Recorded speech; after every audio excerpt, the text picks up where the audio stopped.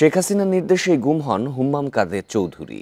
এমন দাবি করে তিনি বলছেন, তার বাবা সালাউদ্দিন কাদের চৌধুরীর ফাঁসি ছিল জুডিশিয়াল কিলিং।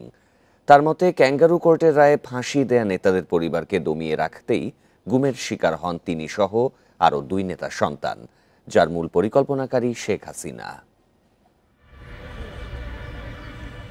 2016 সালের 3 আগস্ট বাবা সালাউদ্দিন কাদের চৌধুরীর মামলা সংক্রান্ত কাজে ঢাকা জজ কোর্টে যাওয়ার সময় গুম হন ছেলে হুম্মাম কাদের চৌধুরী।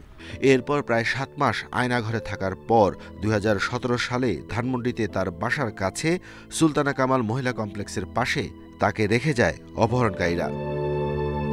তার দাবি, শেখ হাসিনার নির্দেশেই তাকে উঠিয়ে নিয়ে যাওয়া হয়। রাজনৈতিক কারণেই গুম হন তিনি। আমাদেরকে টার্গেট করা হয়েছিল যে আমরা সেকেন্ড জেনারেশন অথবা নেক্সট জেনারেশন যারা হয়তো রাজনীতির সাথে ইনভলভ হয়ে যাব। তো ওই বলে না যে গোড়ার থেকে যেন কেটে ফেলা হয়। এগুলো হয়তো অনেক মানুষের জন্য ভয়ঙ্কর একটা জিনিস, যে সত্যি কথা বলা। আমার বাবা এই সত্যি কথাগুলি বলে ফেলতো। ওটার কারণে হয়তো শেখ হাসিনা আমার বাবাকে একটু না বেশ কিছুটাই অপছন্দ করতো।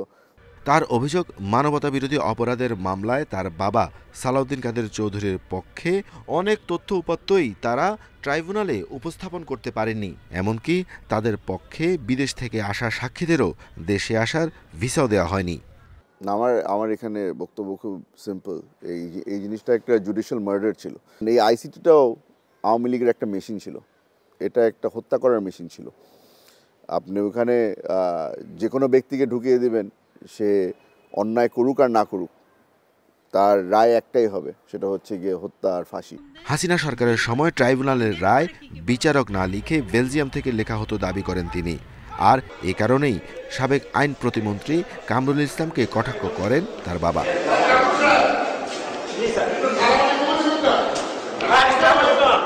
উনি যাদেরকে সম্মান দেওয়ার মনে করতো তাদেরকে সম্মান দিত, আর যাদেরকে মনে করতো সম্মান দেওয়ার কোনো প্রয়োজন নেই তাদেরকে কোনো সময় সম্মান দিত না। যারা ওখানে এই আইসিটিকে ব্যবহার করেছিল তারাই এখন সেখানে আসামি হয়ে দাঁড়িয়েছে।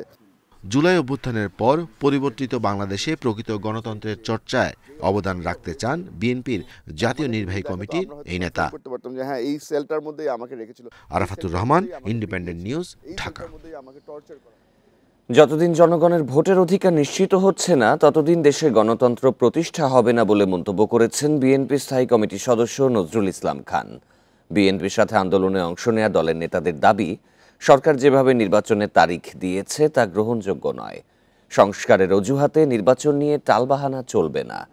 শনিবার বিএনপির লিয়াজো কমিটির সাথে বৈঠকে এসব কথা বলেন 12 দলীয় জোট নেতারা। সমসাময়িক রাজনীতি, আগামী নির্বাচন ও পঞ্চদশ সংশোধনী সহ দেশের বর্তমান রাজনৈতিক পরিস্থিতির মধ্যে বিএনপির সঙ্গে বৈঠক করেন 12 দলীয় জোটের নেতারা। শনিবার বিকেলে বিএনপির চেয়ারপারসনের কার্যালয়ে এই বৈঠক হয়। পরে 12 দলীয় জোটের নেতারা জানান, ফ্যাসিবাদ বিরোধী আন্দোলনের ঐক্যের মতো আগামীতেও বিএনপির সঙ্গে কিভাবে জোট কাজ করবে তা নিয়ে আলোচনা হয়েছে।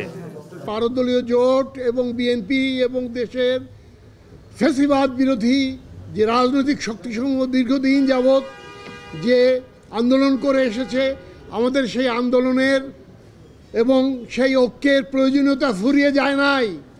আগামীতে সেটা আরও গভীরভাবে অনুভূত হবে।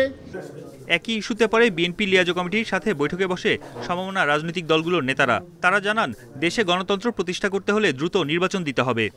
জনগণের সরকার প্রতিষ্ঠিত না হলে কোনো সমস্যা সমাধান হবে না।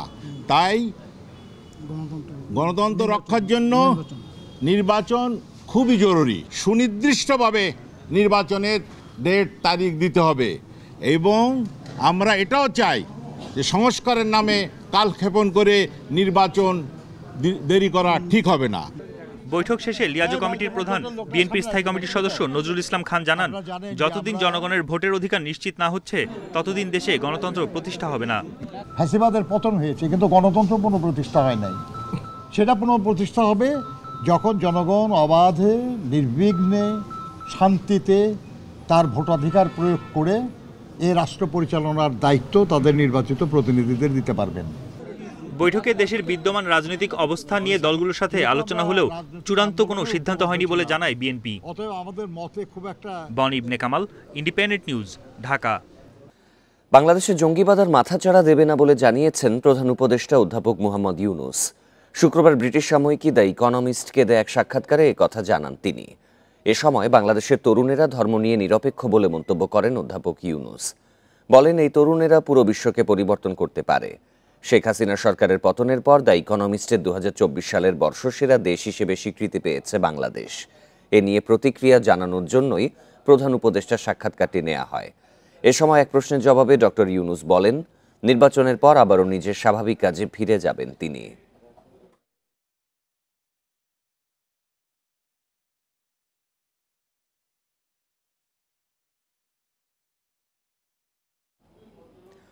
সরকারের অনুমোদন ছাড়াই হংকংয়ে কোম্পানি খুলেছেন আওয়ামী লীগ সরকারের সাবেক সংসদ সদস্য বিকন গ্রুপের ব্যবস্থাপনা পরিচালক এবাদুল করিম।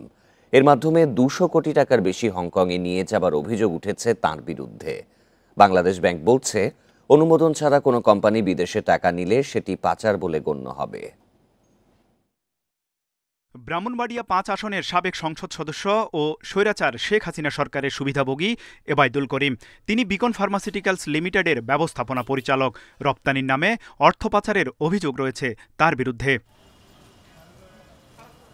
সরকারের অনুমতি ছাড়াই 2016 সালের 23 আগস্ট হংকংয়ে বিকন এশিয়া প্যাসিফিক নামে একটি কোম্পানি খুলেন তিনি। সে দেশের তালিকাভুক্তি সনদে কোম্পানির প্রতিষ্ঠাতা হিসেবেও নাম আছে মোহাম্মদ এবাদুল করিমের, আর ঠিকানা হংকংয়ের নাথান রোডের বেল হাউজে। ওই সময় বিকন এশিয়া প্যাসিফিকের নামে হংকংয়ের HSBC ব্যাংকের একটি শাখায় অ্যাকাউন্ট খোলেন এবাদুল করিম। ব্যাংক লেনদেনের তালিকা পর্যালোচনায় দেখা যায় 2017 সালের জানুয়ারি থেকে নভেম্বরের এই 11 মাসে 288 কোটিরও বেশি টাকা HSBC ব্যাংকের ওই শাখায় গেছে বাংলাদেশ থেকে। মূলত হংকংয়ের প্রতিষ্ঠানটিতে বিনিয়োগের জন্য এই টাকা পাঠানো হয়। এছাড়া আরব আমিরাতের দুবাইয়ে বিকন গ্লোবাল অপারেশনস নামে আরেকটি প্রতিষ্ঠান চালু করা হয়, যার লেনদেন চলে দুবাইয়ের মার্শেক ব্যাংকে। এসব বিষয়ে বক্তব্য জানতে মতিঝিল বিকন হাউসে গেলে প্রায় 1 ঘন্টা অপেক্ষা করার পরও দেখা করেননি কোম্পানির এমডি এবাদুল করিম, চেয়ারম্যান নুরুন নাহার করিম এবং সিএফও জালাল উদ্দিন। ফোনও ধরেননি এবাদুল করিম। পরে ফোনে কথা হয় চেয়ারম্যান নুরুন নাহারের সঙ্গে। তিনি হংকংয়ের কোম্পানি স্থাপন ও টাকা পাঠানোর বিষয়ে কোনো মন্তব্য না করলেও দুবাইয়ে টাকা পাঠানোর বিষয়টি স্বীকার করেন।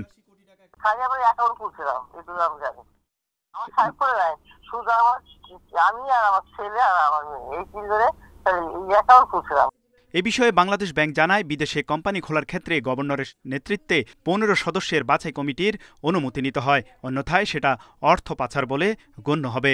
নীতিমালার আওতায় অনুমোদনহীনভাবে কেউ যদি টাকা বিদেশে নিয়ে ব্যবসা বিনিয়োগ করে, তাহলে তো অবশ্যই সেটা হচ্ছে মানি লন্ডারিং পর্যায়ে। বিদেশে বেআইনিভাবে কোম্পানি খোলা, টাকা পাচার ও নানা অনিয়মের মাধ্যমে শেয়ার হোল্ডারদের বঞ্চিত করায় ব্যবস্থাপনা পরিচালক এবাদুল করিমের বিরুদ্ধে প্রধান উপদেষ্টার কাছে লিখিত অভিযোগ জমা হয়েছে। তৌহিদ রানা, ইন্ডিপেন্ডেন্ট নিউজ, ঢাকা। পূর্বাচলে বুয়েট শিক্ষার্থী মোহতাসিম মাসুদ নিহতের ঘটনায় মামলা নিতে অসহযোগিতা করেছিল পুলিশ, এই অভিযোগ সহপাঠীদের। ঘটনার প্রতিবাদে বুয়েট ক্যাম্পাসে অবস্থান কর্মসূচিতে একথা জানান তারা। আরও বলেছেন, চালক মুবিনের পরিবার মামলা দায়েরের সময় প্রভাব খাটানোর চেষ্টা করে। এই ঘটনাকে হত্যাকাণ্ড উল্লেখ করে সর্বোচ্চ শাস্তি নিশ্চিত সহ 5 দফা দাবি শিক্ষার্থীদের। পূর্বাচলের সড়কে বুয়েট শিক্ষার্থী মোহতাসিমের মৃত্যুর প্রতিবাদে সহপাঠীদের এই অবস্থান কর্মসূচি। শনিবার দুপুর 12টায় বুয়েটের শহীদ মিনার প্রাঙ্গণে জড়ো হয় কম্পিউটার বিজ্ঞান ও প্রকৌশল বিভাগের শিক্ষার্থীরা। সুষ্ঠু বিচার চেয়ে শিক্ষার্থীরা বলেন, অভিযুক্ত চালক মুবিনের মাদক নেয়ার প্রমাণ মিললেও ন্যায় বিচার নিয়ে শঙ্কায় তারা। চালকের পরিবারের লোকজন বিভিন্নভাবে মামলার ঘটনা প্রক্রিয়া প্রভাবিত করার চেষ্টা করে। এর প্রেক্ষিতে অভিযুক্তের মা নানাভাবে শিক্ষার্থীদের মামলা থেকে দূরে থাকতে ক্ষতিপূরণ প্রদানের কথা জানান। শুরু থেকেই মামলা নেওয়ার ক্ষেত্রে টালবাহানা এবং হত্যাকারীর পরিবারে বিভ্রান্তিকর এবং মিথ্যা তথ্য নিউজ মিডিয়ায় প্রদান থেকে শুরু করে বিভিন্নভাবে বিচার প্রক্রিয়াকে ভিন্ন দিকে নিয়ে যাওয়ার প্রচেষ্টা আমাদেরকে শঙ্কিত করেছে। অভিযুক্তদের আইনজীবী গণমাধ্যমে বিভ্রান্তিকর তথ্য দিচ্ছেন বলেও অভিযোগ বিক্ষোভকারীদের। লিখিত বক্তব্যে নিহতের সহপাঠীরা জানান, মামলা দায়েরের সময়ও প্রভাব খাটানোর চেষ্টা করা হয়। এছাড়া শুরুতে পুলিশের অসহযোগিতার অভিযোগও তোলা হয়েছে। ইতিমধ্যে আমরা দেখতে পাচ্ছি যে অভিযুক্তদের আইনজীবী গণমাধ্যমে বিভিন্ন রকমের বিভ্রান্তিমূলক তথ্য দিয়ে ঘটনাকে ধামাচাপা দেওয়ার চেষ্টা করছেন। একই সাথে কিছু সংবাদ মাধ্যমেও এই হত্যাকাণ্ডকে দুর্ঘটনা বলে অপপ্রচারের চেষ্টা চালানো হচ্ছে। আমরা এই অপপ্রচারের তীব্র নিন্দা জানাই।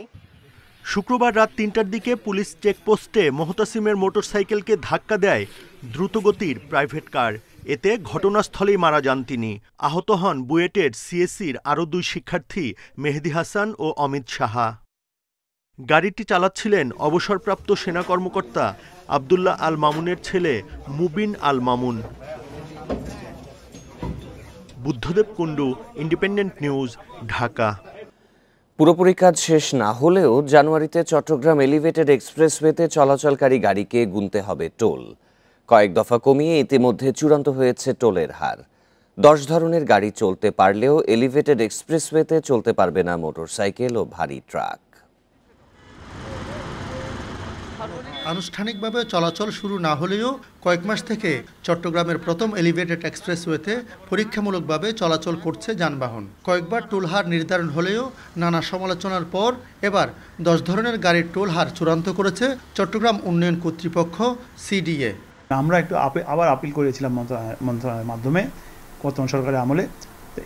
এখন বর্তমান সরকার সেটা কিন্তু খুব কনসিডারেবলি দেখেছে এবং মন্ত্রণালয় সেভাবে আমাদের নির্দেশনা দিয়েছে।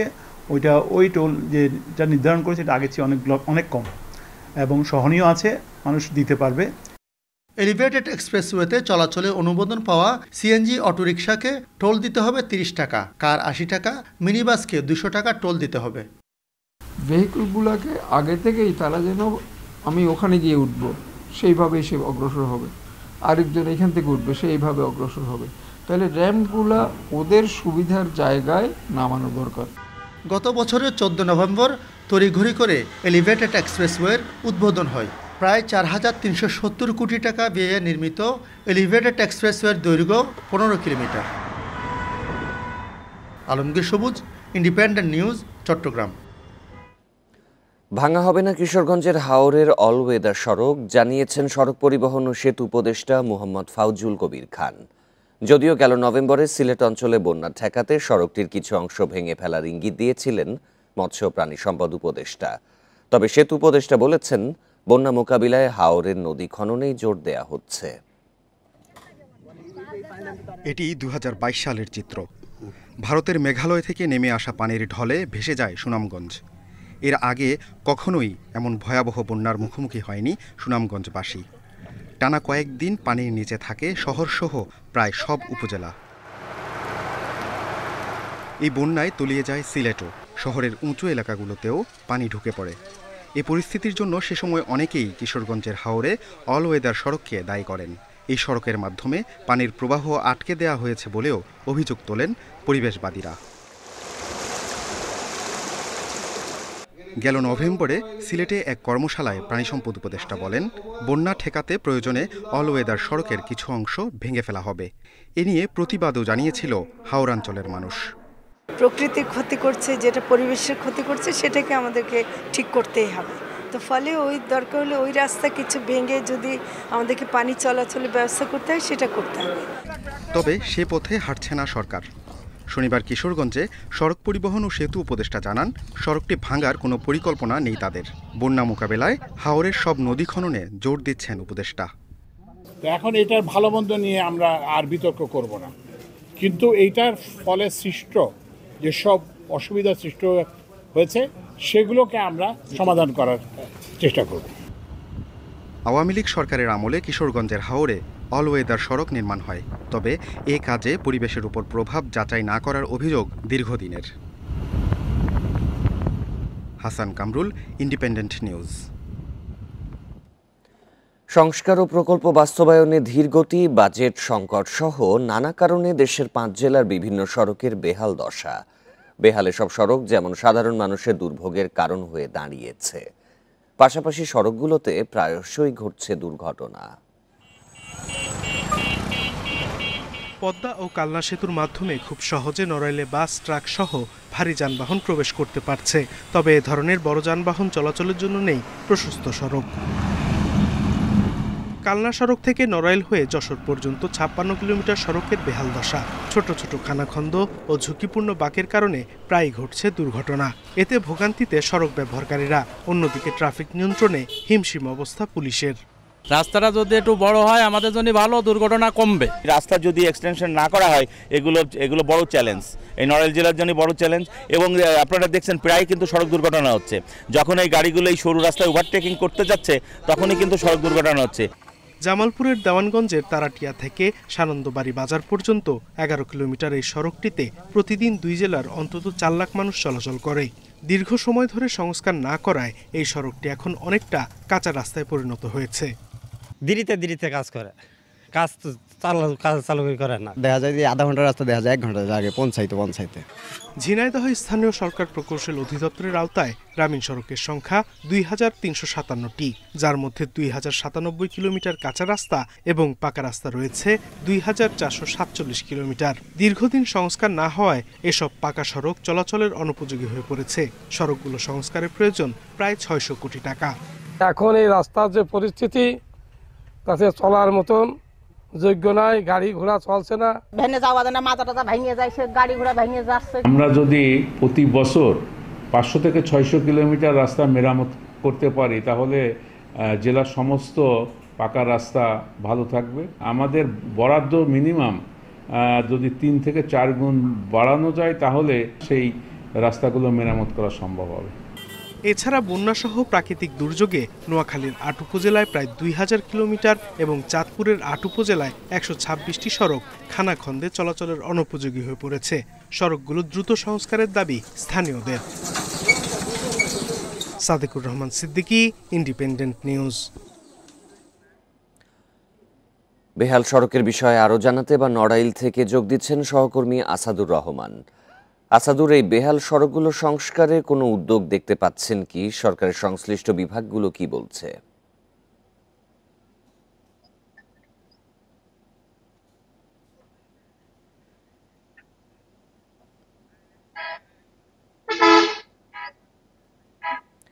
দুঃখিত, সংযোগটি বিচ্ছিন্ন হয়ে গেছে। আমরা পরবর্তীতে আবার সংযোগটি স্থাপনের চেষ্টা করব। যাচ্ছি পরের খবরে। চট্টগ্রামে ফুটপাত দখলমুক্ত করতে উচ্ছেদ কাজ শুরু করেছে সিটি কর্পোরেশন। প্রতিদিন মধ্যরাতে নগরীর বিভিন্ন স্থানে ঝটিকা অভিযান পরিচালনা করছে সংস্থাটি। গতরাতে নগরীর চকবাজার এলাকার বিভিন্ন সড়কে অভিযান চালানো হয়। এ সময় ফুটপাতে থাকা মালপত্র, ভ্যান, বিভিন্ন প্রতিবন্ধক স্থাপনা সরিয়ে নেওয়া হয়। চট্টগ্রাম সিটি মেয়রের একান্ত সচিব মারুফুল ইসলাম জানান, মেয়রের নির্দেশে এই কার্যক্রম শুরু করা হয়েছে। প্রতিরাতেই নগরীতে এই অভিযান চলবে। অভিযানের পরে যাতে কেউ নতুন করে দোকান বসাতে না পারে সেজন্য একই স্থানে একাধিকবার উচ্ছেদ কার্যক্রম চলবে বলেও জানান তিনি। উচ্ছেদ অভিযানে ছাত্রনেতারা উপস্থিত ছিলেন।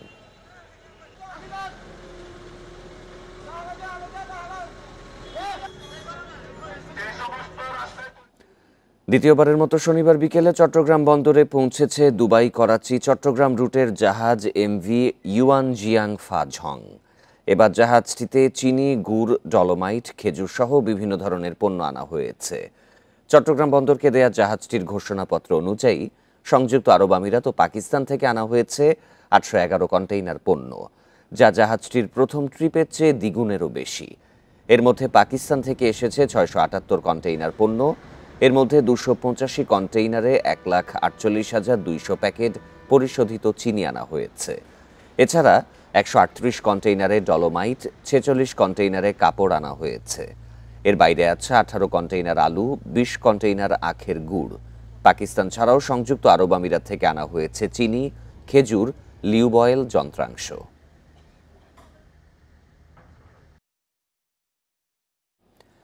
রাজধানীর গ্রিন লাইফ হাসপাতালে ওপেন হার্ট সার্জারিতে রোগীর মৃত্যুর পর উঠেছে ভুল চিকিৎসার অভিযোগ। শনিবার রাতে এই ঘটনায় হাসপাতালে হট্টগোল করেন নিহতের স্বজনরা। তাদের অভিযোগ, মৃত্যুর 3.5 ঘন্টা পর পরিবারকে জানানো হয়।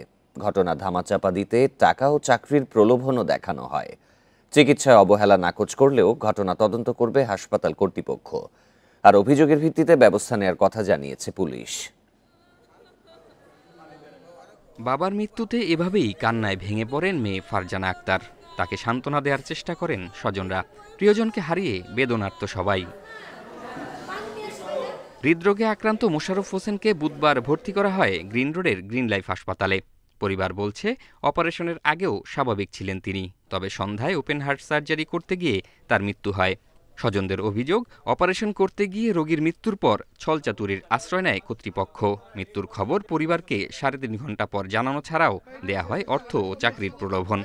আমাদের সামনে চলাবিধা উপার্জনের ক্ষমতা যে সে নিয়ে গেল, তার একটা ভুল চিকিৎসার কারণে এই দায়বহর কে নিবে? আমি এই দায়বহর এই গ্রিন লাইফ হাসপাতালের কর্তৃপক্ষকে আমি দিচ্ছি। মঞ্জুরুল আলম স্যার আমাকে আর কি আমার পড়ালেখার খরচ, 5 বছর পড়ালেখা শেষে গ্রিন লাইফ উনি আমার জব দিয়ে দিবে, এটা স্যার আমার অফার করছেন যাওয়ার সময় 5,000 টাকা। এবং স্যার যখন বেরোলো দ্বিতীয়বার ওনার যে অ্যাসিস্ট্যান্ট জুয়েল, ওই জুয়েলের কাছে নাকি অন্য একটা স্যার আবার 5,000 টাকা দিয়েছে, যেটা পেশেন্টদের দিও। এদিকে চিকিৎসায় অবহেলার দাবি অস্বীকার করেছে হাসপাতাল কর্তৃপক্ষ। তবে ঘটনা তদন্ত করে কারো গাফিলতি পেলে ব্যবস্থার আশ্বাস তাদের। সার্জন ছাড়া শুরু করা হয় না, সার্জনই কাজটা করে, কিন্তু ওই যে ড্রেসিং, পেশেন্টকে বেডিতে তোলা, পজিশনিং করা, একটু সব দেওয়া, মুছে যে রেডি করা, এটা তো সবসময় সার্জনের লাগে না। এখানে টিম যারা থাকেন তারপরে অ্যানেস্থেসিয়া দেওয়া। পুলিশ বলছে, পরিবারকে দেয়া হাসপাতালের বিল ভাউচারে অসঙ্গতি পাওয়া গেছে। অভিযোগের ভিত্তিতে পরবর্তী ব্যবস্থা নেওয়া হবে।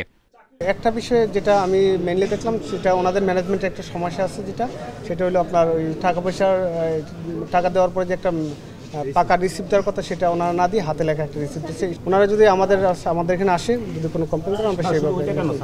রোগীর মৃত্যুর খবরে চিকিৎসক ও কর্তৃপক্ষের বিরুদ্ধে শাস্তির দাবি করে রাতে হাসপাতালে হট্টগোল করেন ক্ষুব্ধ স্বজনরা। ঘটনাস্থলে আসে পুলিশ, পরে রাত 3টার দিকে মরদেহ নিয়ে যায় পরিবার। জাহিদুল ইসলাম, ইন্ডিপেন্ডেন্ট নিউজ, ঢাকা। ব্রাজিলের দক্ষিণ পূর্বাঞ্চলে বাস ট্রাকের সংঘর্ষে বাস চালক সহ 38 জন নিহত হয়েছেন। আহত হয়ে হাসপাতালে চিকিৎসাধীন রয়েছেন 7 জন। তাদের অবস্থা আশঙ্কাজনক। এছাড়া দুর্ঘটনার পর ঘটনাস্থল ছেড়ে পালিয়েছেন ট্রাকটির চালক।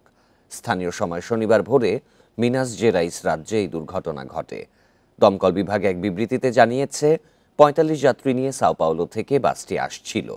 ভোর 4টার দিকে হঠাৎ টায়ার ফেটে গেলে নিয়ন্ত্রণ হারিয়ে ট্রাকের সঙ্গে সংঘর্ষ হয় বাসটির। এরপর বাসটিতে আগুন ধরে যায়। পরে আগুন নিয়ন্ত্রণে আনা হয়। ফায়ার সার্ভিসের কর্মকর্তারা জানান, ট্রাকটিতে করে একটি গ্রানাইট ব্লক নেওয়া হচ্ছিল। এই ঘটনায় শোক প্রকাশ করেছেন ব্রাজিলের প্রেসিডেন্ট লুলা দা সিলভা।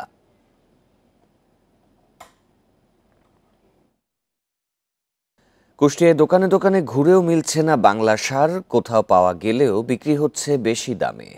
ভুক্তভোগীর অভিযোগ, বিক্রেতারা সংকটের অজুহাতে বেশি দাম হাঁকছেন।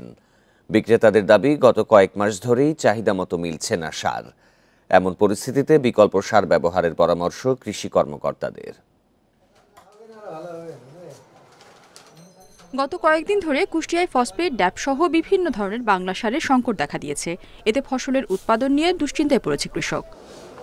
ভুক্তভোগীদের অভিযোগ, দোকানে দোকানে ঘুরেও প্রয়োজনীয় সার মিলছে না। কোথাও মিললেও সংকটের অজুহাতেই বিক্রি হচ্ছে বস্তায় 200 থেকে 300 টাকা বেশি দামে।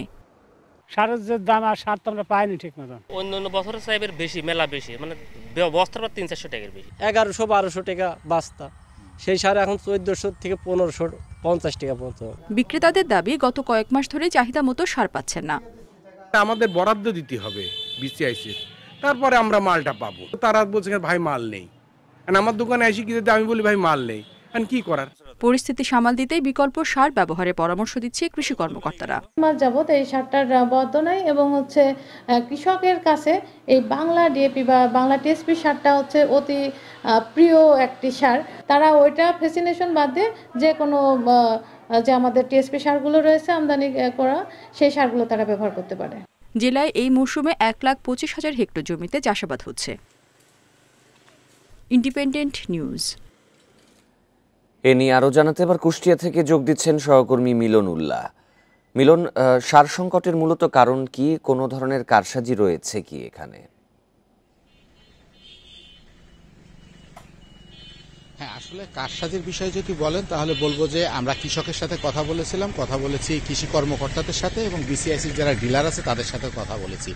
বিসিআইসির ডিলারদের অভিযোগ যে গত কয়েক মাস ধরে কিন্তু তারা তাদের যে পর্যাপ্ত চাহিদা, সেই চাহিদা অনুযায়ী যে সার, সেই সার কিন্তু কর্তৃপক্ষ তাদেরকে সরবরাহ করছে না, যার কারণে কিন্তু বাজারে কিছুটা সংকট দেখা দিয়েছে। আরেকটি কথা বলে রাখি, সেটি হলো যে কুষ্টিয়ার যে 6টি উপজেলা, এই 6টি উপজেলার কুষ্টিয়ার কুমারখালী সদর, কুষ্টিয়া সদর এবং খোকসা সহ এর একটি বড় অংশ এবং বাকি 3 যে উপজেলা, এই 3টি উপজেলায় কিন্তু খুব অধিকাংশ জমিতে কিন্তু এখন তামাকের চাষ হয় এবং আপনারা জানেন যে বহুজাতিক যে কোম্পানিগুলো আছে, এই কোম্পানিগুলো কিন্তু চাষিদের সহায়তা করে থাকে নগদ টাকা দিয়ে এবং সেই টাকা দিয়েই কিন্তু চাষিরা এই সংকটের কারণে অতিরিক্ত সার কিনে মজুত করে রাখছে তাদের সংকটকালীন সময় কাজে লাগানোর জন্য। এটাও কিন্তু একটা কারণ। আর আরেকটা কারণ হলো চাহিদা মতো সার কিন্তু বাজারে নেই, যার কারণে কিন্তু সাধারণ যে চাষি, আপনি জানেন যে এখন হলো ভুট্টা, গম এবং সরিষা সহ আরো কিছু ফসল এখন মাঠে উৎপাদন হবে বা চাষাবাদ শুরু হবে, এই সময় কিন্তু সারের চাপটাও কিন্তু বেশি থাকে, যার কারণে কিন্তু এই সারের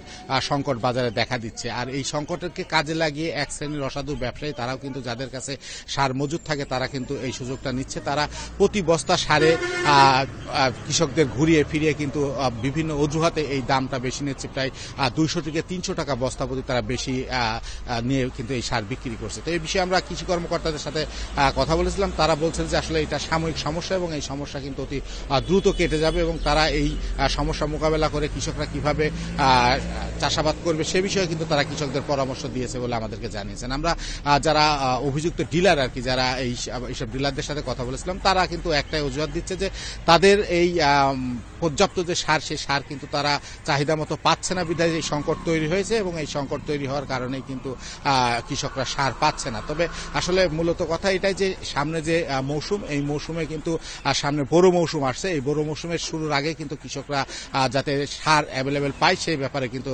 সরকারের কাছে দৃষ্টি আকর্ষণ করেছে। তো কুষ্টিয়া থেকে সার সংকট নিয়ে এই ছিল আমার কাছে সর্বশেষ সংবাদ। সার সংকট নিয়ে কুষ্টিয়া থেকে জানাচ্ছিলেন সহকর্মী মিলনুল্লাহ। পশ্চিম মধ্য বঙ্গোপসাগর ও তৎসংলগ্ন এলাকায় অবস্থানরত নিম্নচাপটি দুর্বল হয়ে সুস্পষ্ট লঘুচাপে পরিণত হয়েছে। এটি পূর্ব উত্তর পূর্ব দিকে অগ্রসর হয়েছে। শনিবার আবহাওয়া অধিদপ্তর থেকে এই তথ্য জানানো হয়। এতে আরও বলা হয়, সুস্পষ্ট লঘুচাপটি ক্রমান্বয়ে দুর্বল হয়ে লঘুচাপে পরিণত হতে পারে।